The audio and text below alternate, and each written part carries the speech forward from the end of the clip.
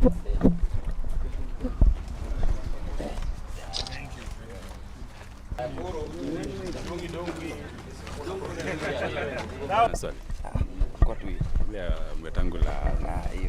of all, I want to make it very clear, the position of the ODM party is that we do not support any proposals to amend our constitution to extend any elected leader's term in office.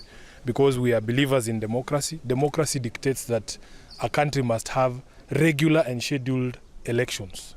So any person who comes up with a proposal to extend that term is essentially going against everything that we believe in as a political party.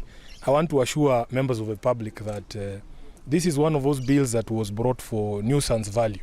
I think Senator Cherargei has had his 15 minutes of fame, and now it is time for us to sober up. There is nobody in the Senate that I know that supports that particular bill.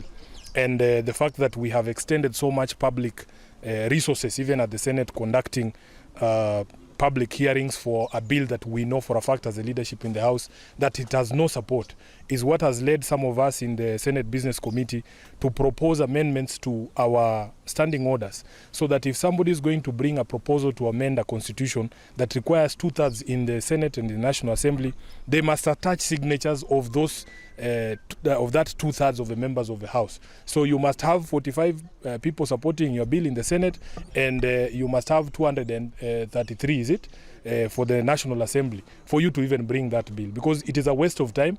Everybody knows it has been brought for nuisance value. It has no support anywhere. It is just people chasing clout, and in the Senate it has no support at all. I will be very surprised if that bill even receives more than one vote, other than Senator Cherargei's own vote in the Senate. And it has caused unnecessary public anxiety. And it is also undermining the public confidence in our institutions, because the public expects that those of us who are elected will give priority to things that help to assuage the situation of Kenyans, because many Kenyans are suffering. So you need to characterize the person who has sponsored this bill. The other day we were admonishing him in the House, because instead of focusing on things that are important, he was complaining that the health club at the parliament had been closed.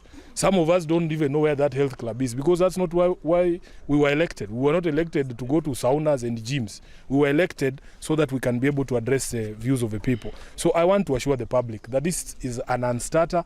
He has achieved what he wanted. He wanted to be discussed. He wanted to be splashed around in the media. I have seen him get spreads in newspapers. I think Cherargei is happy. That is good enough for him. But he knows at the bottom of his heart that that bill has no support anywhere.